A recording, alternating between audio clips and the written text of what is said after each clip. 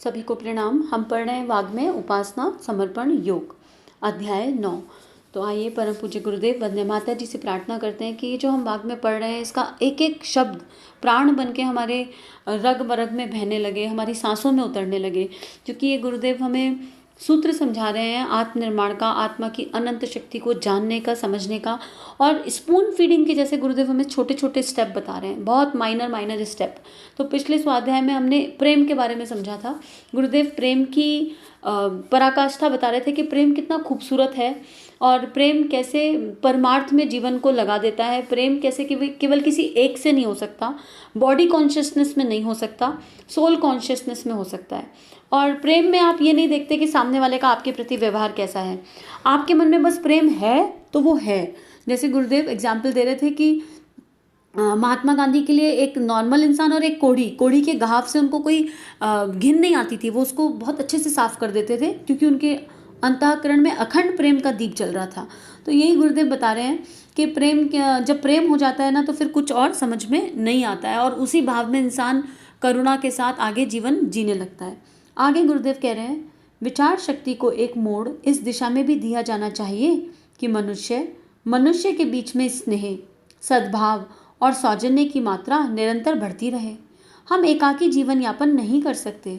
हमारी आवश्यकताएं ऐसी हैं जिसके लिए विवश होकर दूसरों से संबंध बनाना पड़ता है।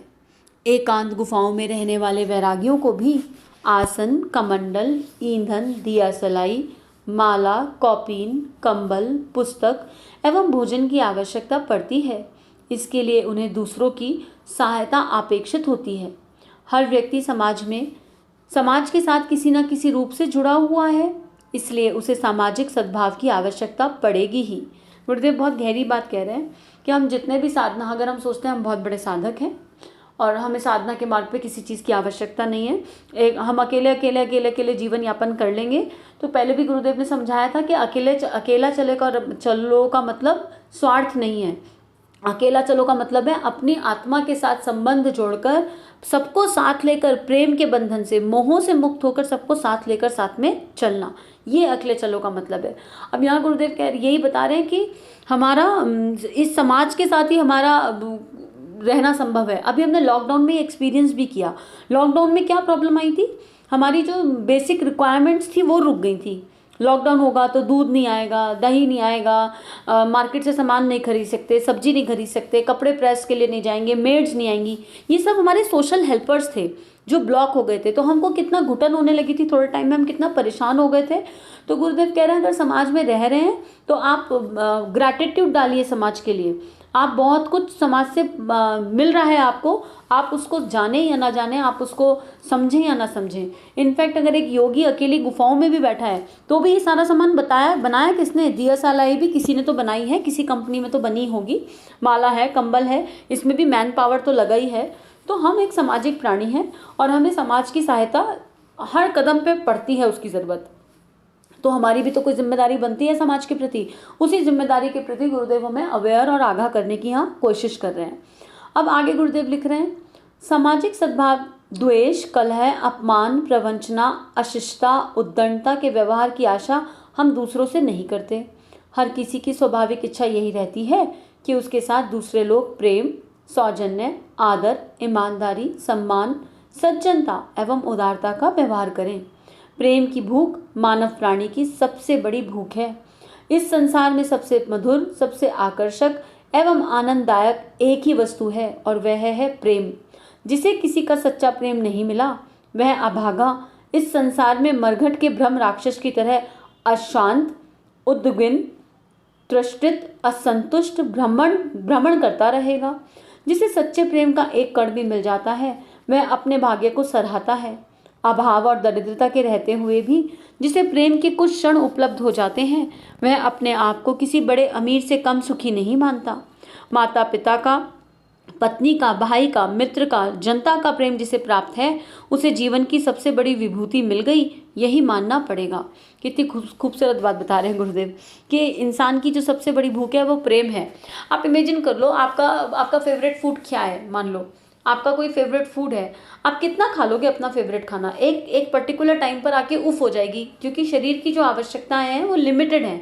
भले ही हमको शरीर भाव से कोई चीज़ बहुत ज़्यादा पसंद है, तब भी कहीं ना कहीं जाके हम कहेंगे बस बहुत हो गया और नहीं चाहिए और नहीं खा सकते। लेकिन कभी किसी ने आपको प्रेम दिया, सम्मान दिया, तो आपने कहा कि नहीं भैया 1 किलो प्रेम बहुत है, अब और प्रेम की ज़रूरत नहीं है। 5 किलो प्रेम दे दिया आपने, बहुत प्रेम हो गया, और प्रेम की ज़रूरत नहीं है। कोई आपको सम्मान दे रहा है तो आप कभी मना करोगे क्या?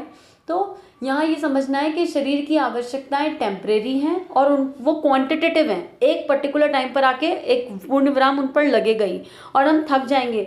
अब मान लो आपका पेट पूरा भरा है, कोई जबरदस्ती खिलाए तो आप एक टाइम पे आके किलस जाओगे, इरिटेट हो जाओगे। लेकिन प्रेम अगर सच्चा और विशुद्ध है तो वो आत्मा में आनंद भर देगा। और हर इंसान आज की डेट में अगर किसी को भी कोई एंजाइटी है, स्ट्रेस है, कोई भी टेंशन है, तो जब आप उसके मूल में जाओगे ना, तो आप यही पाओगे कि कोई एक पर्टिकुलर रिश्ता उस हिसाब से व्यवहार नहीं कर रहा जैसा आप व्यवहार की अपेक्षा करते हो। यानी उस रिश्ते से आपको उस तरह का प्रेम नहीं मिल रहा जिस तरह का प्रेम आप चाहते हो। तो इसलिए आप रेस्टलेसनेस है आपके मन में, या आपके भीतर अपेक्षाएं हैं उसके प्रति। तो कहीं ना कहीं सच्चा प्रेम पाने और ना कर पाने की वजह से ही जीवन की सारी समस्याएं हैं। हम प्रेम, जिसे हम प्रेम कह रहे हैं, उसकी परिभाषा तो गुरुदेव शुरू में क्रॉस कर चुके कि शरीर भाव के प्रेम को प्रेम मत मानना। केवल अपने बच्चों से प्रेम है और बाकी बच्चे पराए तो वो प्रेम नहीं है, उसको प्रेम मत मानना। वो हमारा झूठा मोह और आसक्ति है। आगे, क्योंकि आगे गुरुदेव यहाँ लिख रहे हैं, उसे पढ़ लेते हैं। प्रेम के मूल में आत्मीयता रहती है। प्रेम के मूल में आत्मीयता रहती है, यानी जिससे प्रेम होगा ना, उसके प्रति आत्मभाव से हम हैप्पीनेस रेडिएट करेंगे। फिर वो चाहे गाली दे और फिर वो चाहे आपका कहना माने या ना माने। एक माँ की ममता कैसी होती है, जब छोटे बच्चे को माँ पालती है, बच्चा तो बहुत शैतानी करता है, माँ के प्रेम में कमी नहीं आती। कई बार माँ कान भी पकड़ती है, कई बार पिटाई भी करती है, पर माँ के प्रेम में कमी नहीं आती।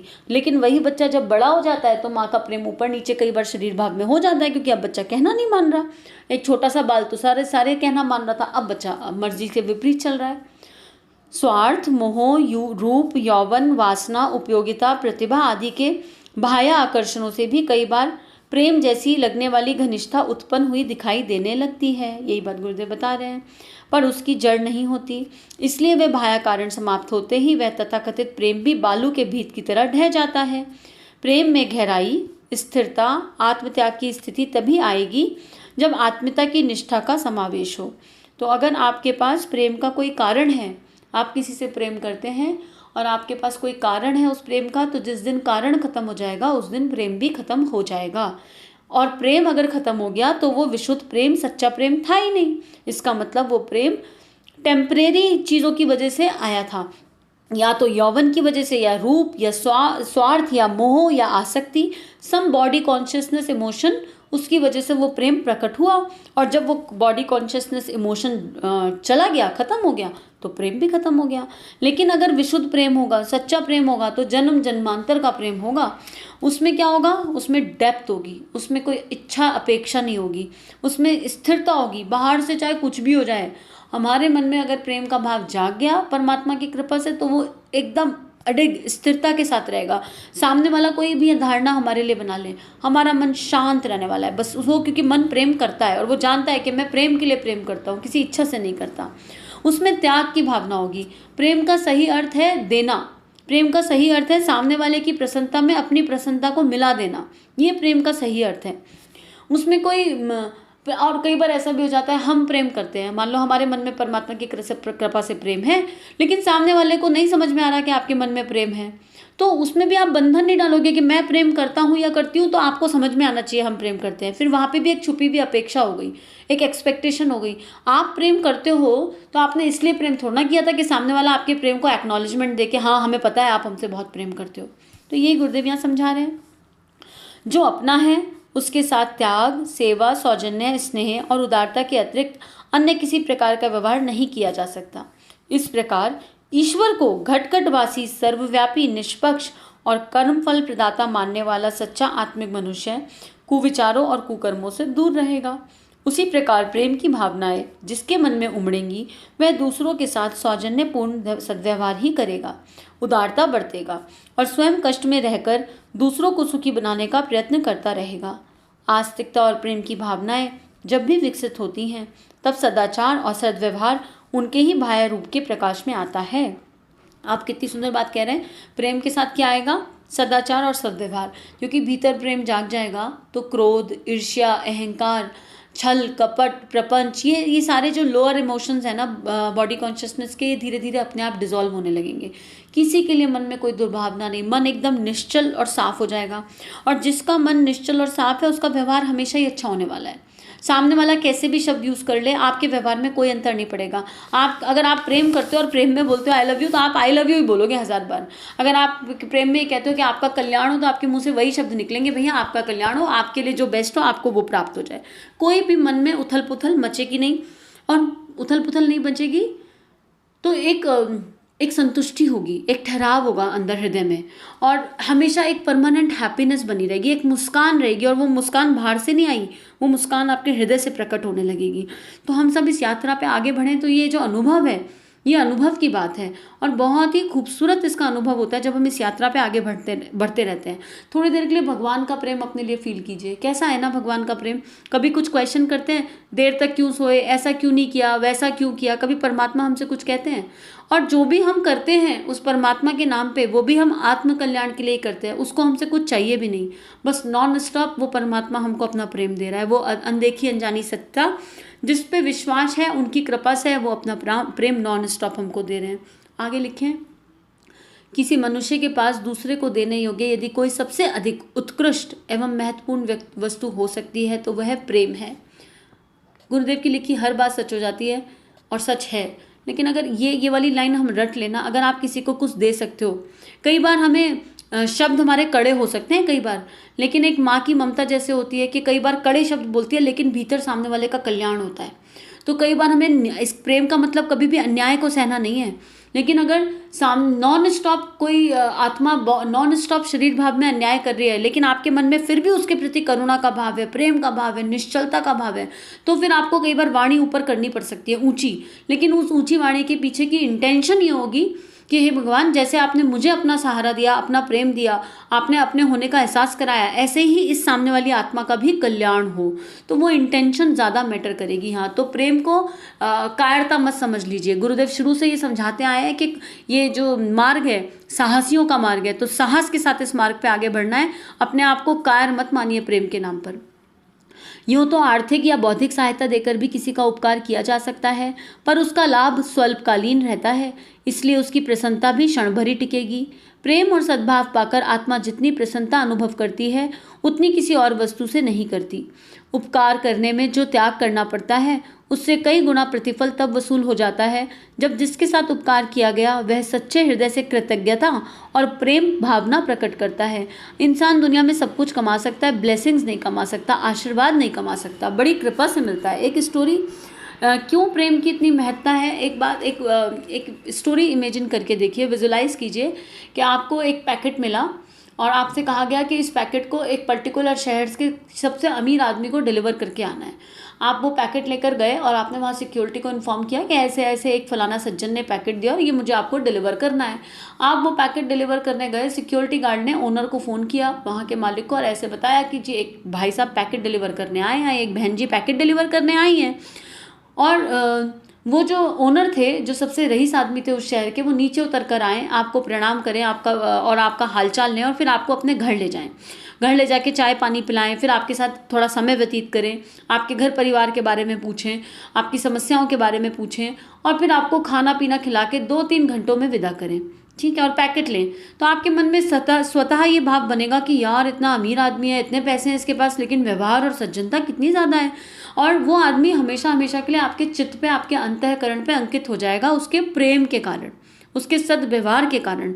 लेकिन अगर यहीं ये पैकेट आपने डिलीवर किया, सिक्योरिटी ने कॉल किया और ओनर ने कह दिया कि भाई नीचे लो, पैकेट लो, सिक्योरिटी पे रख लो, और आप इतनी धूप से चल के गए थे, आपको एक गिलास पानी भी पीने को नहीं मिला, आपने पैकेट डिलीवर किया, तो हो सकता है आपके मन में कोई लोअर इमोशन तो ना आए, लेकिन आप उस इंसान को याद नहीं रख सकते कभी भी नहीं, क्योंकि उसका कोई व्यवहार था ही नहीं वहाँ पर। तो प्रेम, जैसे गुरुदेव कह रहे हैं, प्रेम हमसे सदाचार और सद्व्यवहार करा के ले जाता है, हमको पता ही नहीं चलता कब करा के ले गया। तो आज के बाद आइए अपने भीतर की यात्रा करें और गहराई से करें, अपने भीतर जाएं और समझें कि क्या हमारे व्यवहार में वो प्रेम प्रकट होता है सबके प्रति, हर किसी के भी प्रति हमारे व्यवहार में वो प्रेम का भाव दिव्यता से प्रकट होना चाहिए। यही बस प्रेम की साधना है। सभी को प्रणाम। हमारे YouTube चैनल को सब्सक्राइब करें और बेल आइकन को दबाकर ऑल पर क्लिक करें ताकि नोटिफिकेशंस आपको मिलती रहें।